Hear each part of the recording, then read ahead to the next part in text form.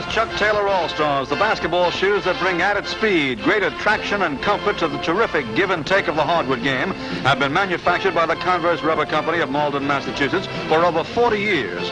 Worn by more leading high school, college, and professional players, All-Star is the #1 shoe for America's #1 sport. Players can depend on All-Stars for top performance.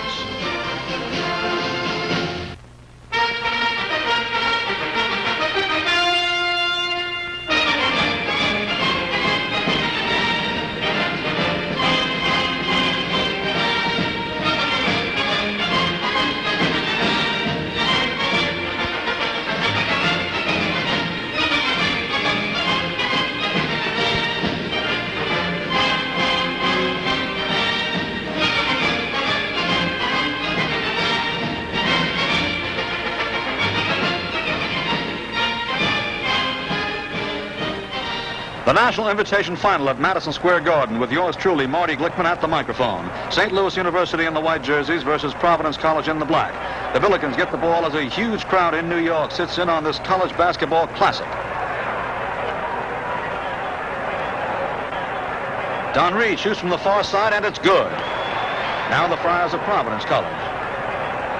Vinny Ernst, smallest man on the court, relays to George DeLucky for the basket. Once more, St. Louis. Coach John Bennington has a superb team and they're favored to take this 24th annual tourney. Glenn Mankowski shooting and hitting. Here's Vinny Ernst, only 5 feet 8 inches tall, but what a ball player. The pass is to Jimmy Hadnot, and a pretty basket. Gordon Hartwiger in the corner, out to Mankowski. Back to Gordon, and over to Tom Kiefer. Pretty. John Egan has the ball for Providence. Out to Ray Flynn. Vinny Ernst. Hadnot screens for Little Vince, and he's got the eye. This is a close game so far, with neither team getting too far in front. Watch out, a slip by St. Louis, and Ernst and Egan make it 2-on-1. Providence leads at halftime, 35-31. Here's a floor-level view of the action as St. Louis steals the ball. Tom Kiefer goes all the way. Watch this pocket-sized Mr. Ernst. He's dynamite.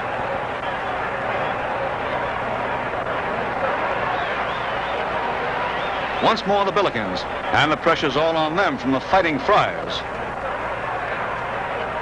Kiefer from the outside. Beautiful. Providence with the ball, but not for long. Bill Nordman blocks a shot, and Kiefer fires down court to Mankowski. Glenn outmaneuvers the defenders, and St. Louis has a basket.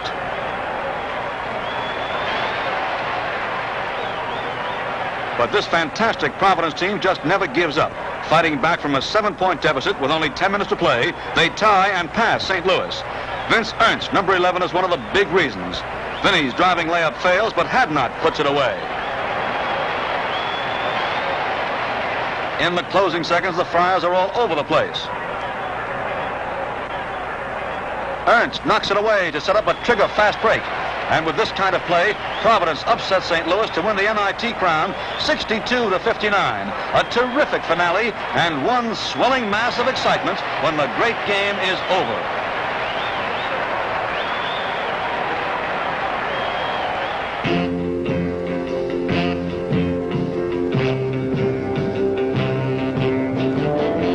A change of pace and a change of size. Meet the Dover Basketeers, just 11 to 14 years old, and passing 3 times a second in pregame drill. Sponsored by the Elks Club of Dover, Ohio, these youngsters have dazzled audiences in 7 states. Dribbling on his back is 12-year-old Steve Trusdorf. This 7th grader can really handle himself on the court. You just wouldn't think that he isn't even a teenager yet.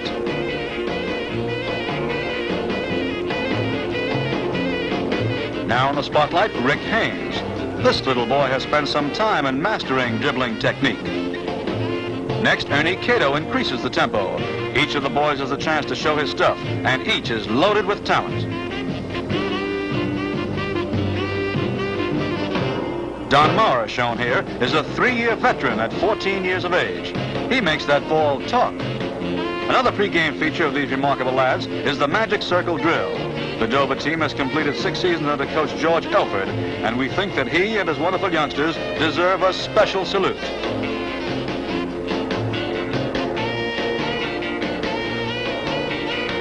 Congratulations and a big hand to the Dover Basketeers. Small in size, young in age, but tremendous in performance.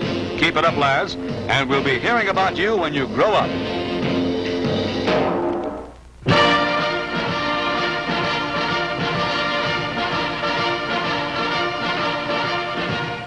NBA President Morris Podloff is in the middle with Bob Pettit and Bob Cousy before the start of the 11th Annual East-West All-Star Game. There's the tap-off at War Memorial Stadium in Syracuse. The Easterners in white get the ball.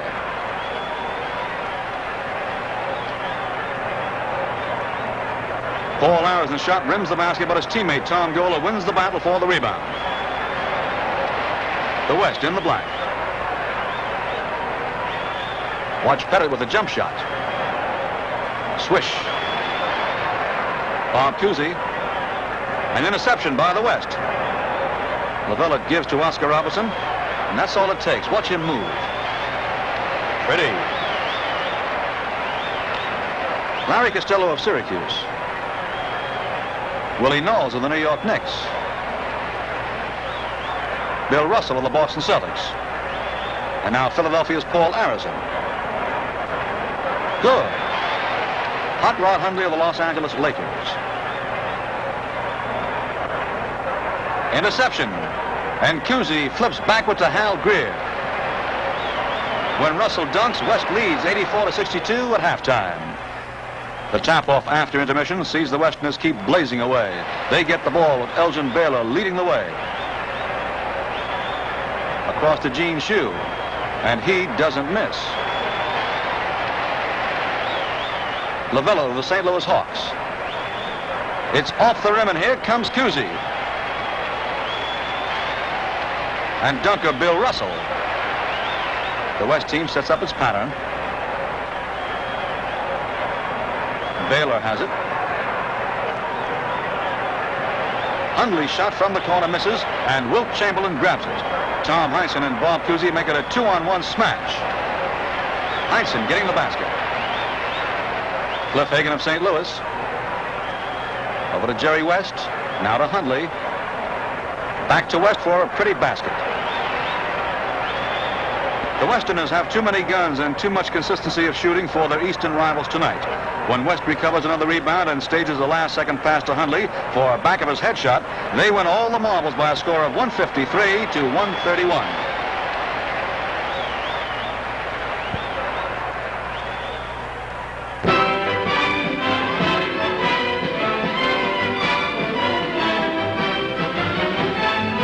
Each year, the Converse Rubber Company is proud to present the official National Basketball Association All-Star Team.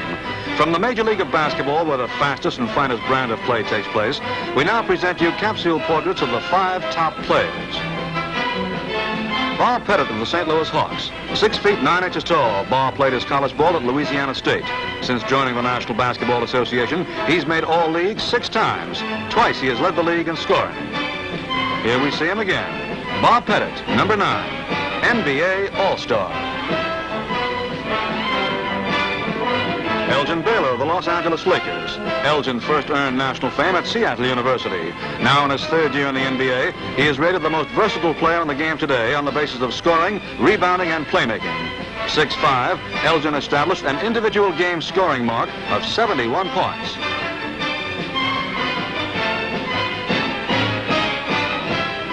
Wilt Chamberlain of the Philadelphia Warriors, formerly of Kansas U. This 7'1" star, now in his 2nd league year, has set a pro scoring record for the 2nd time in a row. There he is. Once more, we give you Wilt the Stilt, the super pivot man.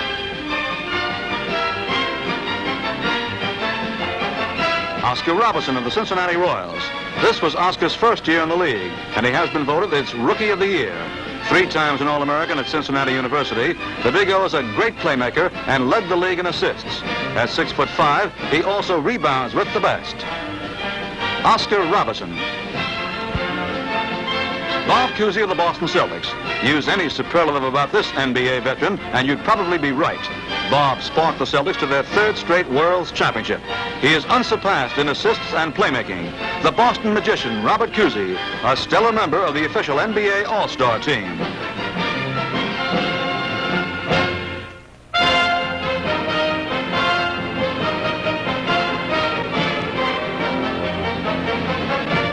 The excitement of basketball stirs crowds everywhere. We've all seen people, including ourselves, get carried away by some thrilling performance or close-fought game. We've all seen the exuberance of individual fans.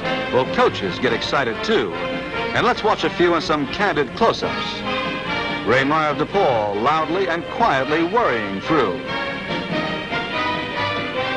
Frank McGuire of North Carolina, a pensive man, erupts into a scornful one.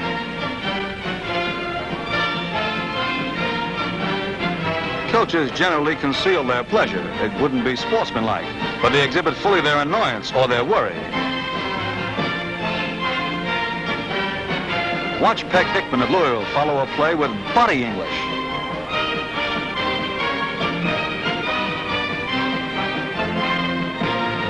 George Ireland of Loyola of Chicago, another sideline sufferer.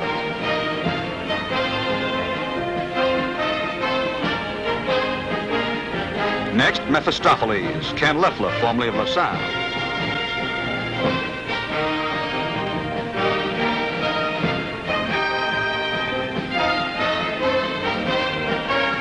Sometimes coaches get as unhappy as fathers who've just discovered their boy's broken a window.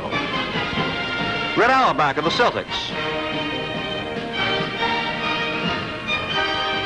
Paul Seymour of the St. Louis Hawks. And in conclusion, Joe Lapchick of St. John's. Bless the coaches, a suffering breed.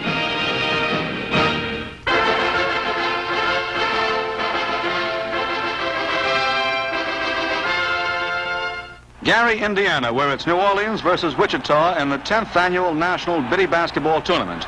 All players must be 13 years or younger and not taller than 5 feet 5. That's Wichita with the ball. Mike James shooting and hitting. Biddy basketball gives millions of small fry a chance to learn the game. Watch Rusty Judlin of New Orleans. A blocked shot, and Wichita takes over. That's Bob Dempsey with the ball, and he requires no assistance.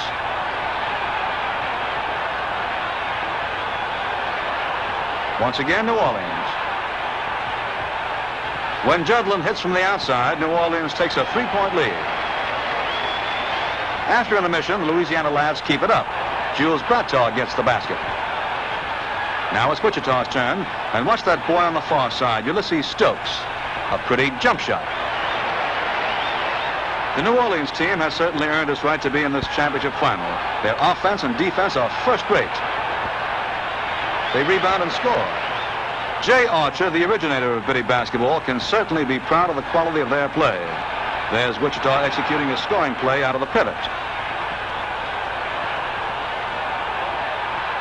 A close game, but New Orleans has too much of a shade. In the final seconds, Rusty Judlin recovers a foul shot to put it on ice 46-42. New Orleans is America's national champion, and Rusty Judlin is voted Mr. Biddy Basketball of 1961.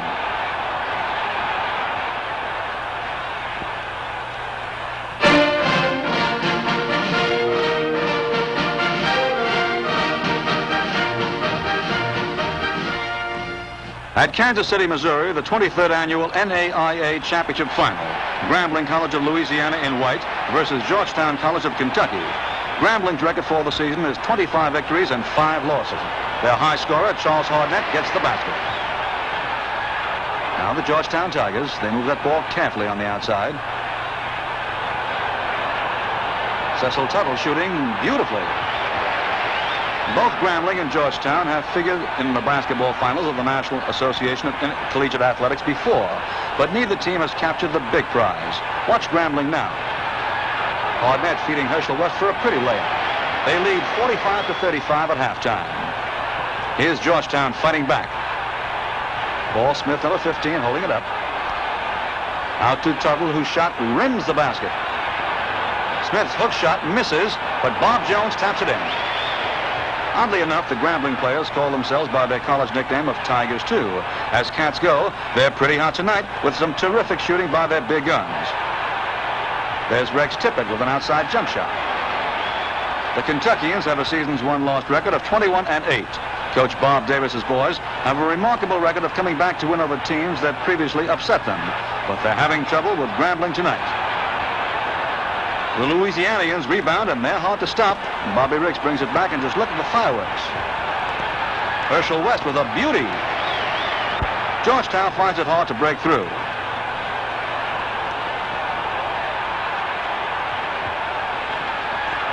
Tom Westerfield rims the basket, but John Brown makes it good.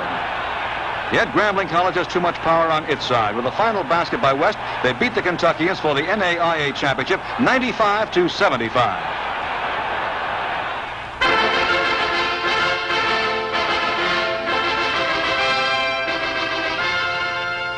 Let's give the girls their due. At Gregory Gym in Austin, Texas, the 11th annual Girls Championship match of that state pits Buna versus Spearman for the AA crown.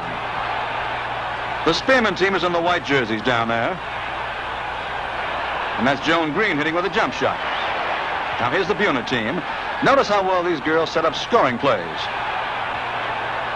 Sonia Thornton underneath for the score. Now the Spearman offense. Joan Green again. Jump ball, Buna gets possession with 6 players on either side. The girls can concentrate on the offense or the defense. A pretty play, and Eunice Killen scores to make it 36-25 in favor of Buna. In the second half, Eunice Killen breaks away for a quick Buna basket. That girl can go.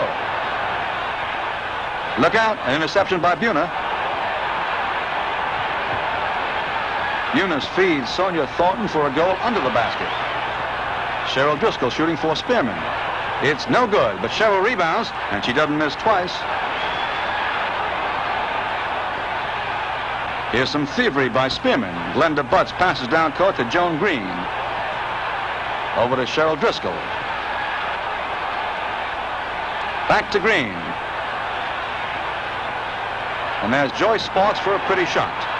But the Buna girls cannot be denied. With a final basket by Eunice Killen, they win the Texas Championship 66-47.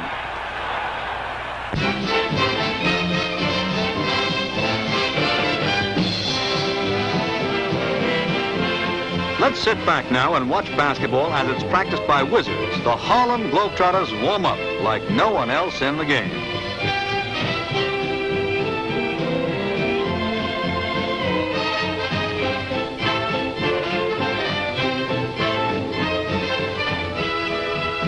Here we see them in one of their exhibition games. As always, they play it straight to begin with to show what good fellows they are. Their playmaking is a sight to see.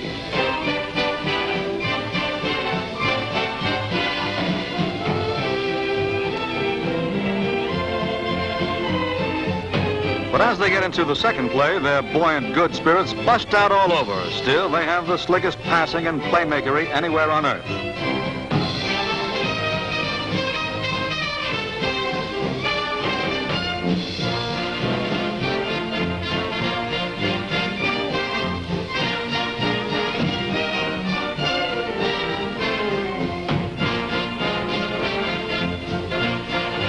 Once again, they stress hilarity with Meadowlark Lemon leading the laughs from the pivot. He's the master of that hidden ball.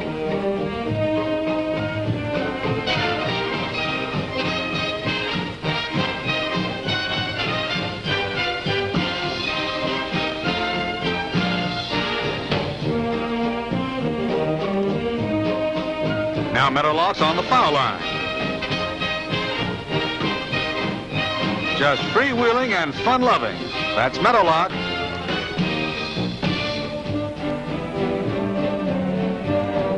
Meadowlark can do anything, and he's even introducing baseball to the basketball court. Hundreds of thousands of fans all over the world have seen this strange takeoff, but they continue to love it even if they don't quite understand it.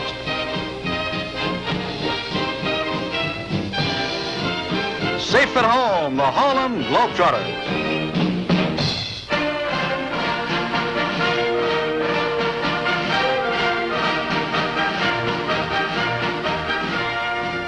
Here it It is the NCAA final in Kansas City. Cincinnati in white and Ohio State in dog, and the Buckeyes get the ball. Two great teams from Ohio in this renowned collegiate contest. The Buckeyes move that ball sharply. They're favored to take their second NCAA crown in a row.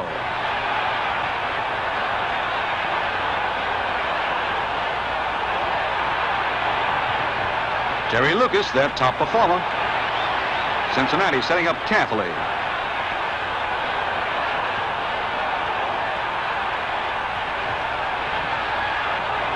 Tom Thacker shooting. Good. Now the Buckeyes, winners of 32 straight games. Kings of the Big Ten. Lucas has it. Bullseye. Cincinnati faces up to the toughest test of the year. Thacker's jump shot gets to Winik, who puts it away. Ohio State, Lucas working the post. Over to Knight. Into Siegfried and a Buckeye basket. Still the Bearcats are holding it close. With seconds left in the first half, they trail by only 3 points. A pretty one-hander by Tony Yates makes it 39-38 at halftime. After intermission, Ohio State has the ball. Lucas in that pivot position is absolutely murder.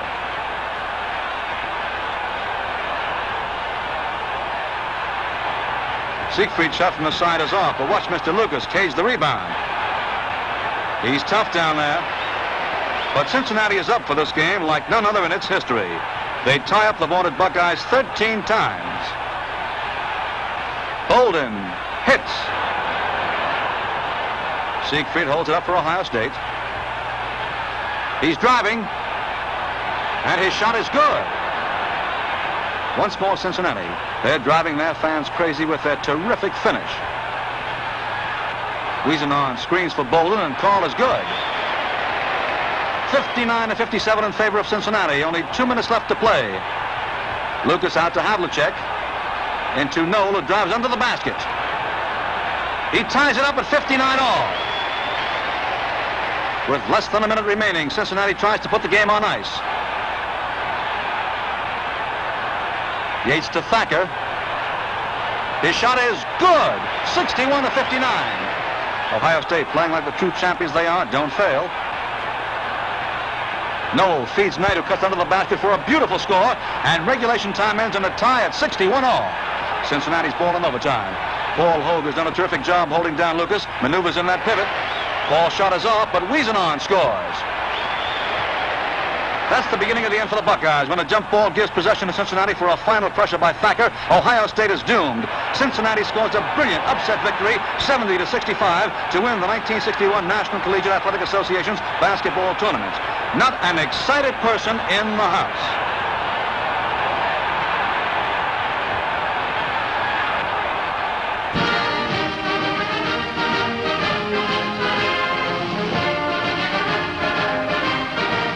The Converse Chuck Taylor All-America basketball selections are the oldest in the history of basketball. Inaugurated in 1932, this 1961 team is the 30th annual.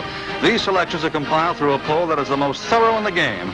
No fewer than 723 of the nation's college coaches, sports writers, and radio and TV commentators having taken part. Here are capsule portraits of the top 10. From St. Bonaventure, Tom Stith. A fine all-around player at 6'5", Tom scored over 2,000 points in his varsity career. Tom Stith of the Bonnies. From Purdue University, Terry Dissinger. 6'7", Terry led the Big Ten in scoring for the second straight year. Terry Dissinger of the Boilermakers. From Marquette, Don Kojas, 6'5". Don is the first athlete in the history of his school to have his jersey number retired. Don Kojas of Marquette. From St. Mary's, Tom Meshery, 6'6". Tom recorded a 20-point average and was selected the #1 player on the West Coast. Tom Meshery of St. Mary's. From Ohio State, Jerry Lucas at 6'8". He sparked his team to 32 straight wins and proved to be a dangerous shooter from any point within 20 feet of the basket. Jerry Lucas of the Buckeyes. From Wake Forest, Len Chappell, another big man at 6'8". Len was selected Player of the Year in the Atlantic Coast Conference. Len Chappell of Wake Forest. From Ohio State, Larry Siegfried. 6'4", Larry was a defensive standout, an excellent feeder, and did his scoring from inside as well as outside. Larry Siegfried of the Buckeyes. From the University of Houston, Gary Phillips, 6'3", and another fine defensive player. He led his team in scoring for all 3 varsity seasons. Gary Phillips of Houston.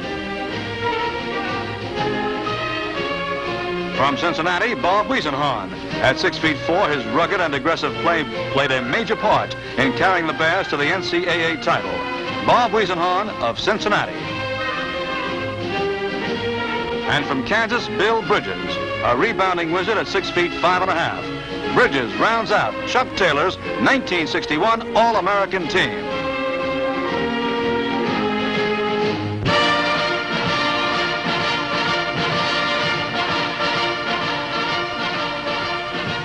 The 10th annual Shrine East-West College All-Star Game gets underway in Kansas City. West, wearing the white, wins the tap-off. These boys represent the top seniors and the finest basketball talent in America's colleges and universities. They really go all out. Phillips feeds Walt Bellamy of Indiana for the basket. And here are the Eastern All-Stars. Tom Stith of St. Bonaventure feeds Siegfried of Ohio State for the basket. Bill McClintock of California. No good, but Missouri's Charlie Henke taps it in.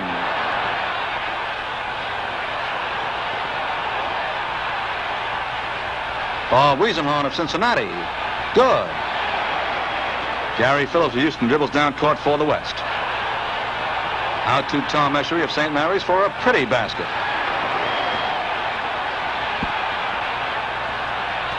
Tony Jackson of St. John's. Off the rim, Vince Kepton of St. Joseph's intercepts. And North Carolina's Doug Moe makes it 52-51 at halftime in favor of the West. Here's West underneath the basket following intermission. Indiana's Walt Bellamy misses, but Bill Bridges of Kansas follows up. Siegfried firing into Tom Stith, and East keeps it close. Gary Phillips brings it down court for the West. Down the speedy Texan goes all the way. Good. Al Butler of Niagara U and Tony Jackson of St. John's team up for a score for the East. Everybody gets into the act in these contests featuring the best of the college all-stars. Phillips handing up to Cedric Price of Kansas State for the basket. East fights hard and keeps things nip and tuck all the way, but they can't quite overtake the Westerners. In spite of a final basket by Jackson, West takes this Shrine Classic 103-100.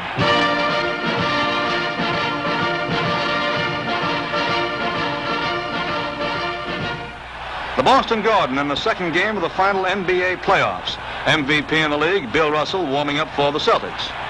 Boston coach Auerbach looks on as the opening tap-off gets things started. Boston gets possession as they move against the St. Louis Hawks. Tom Heinsohn shooting. Pretty.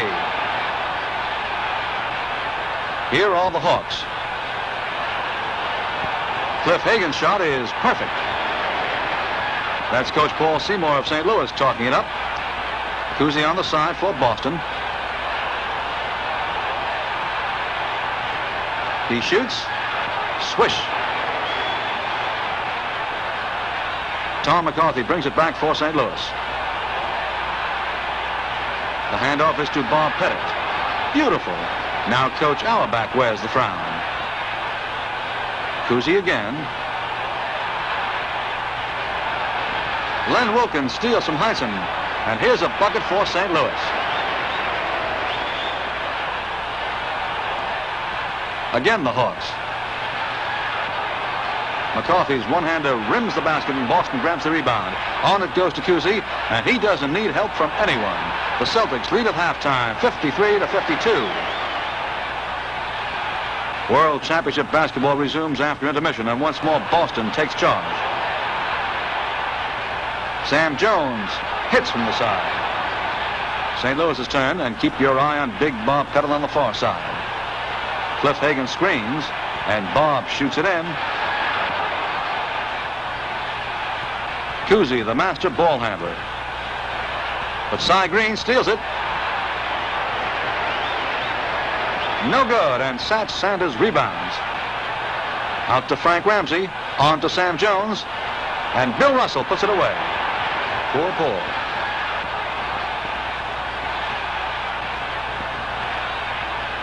A steal by Cousy, and no one's able to stop him. This goes well in Boston.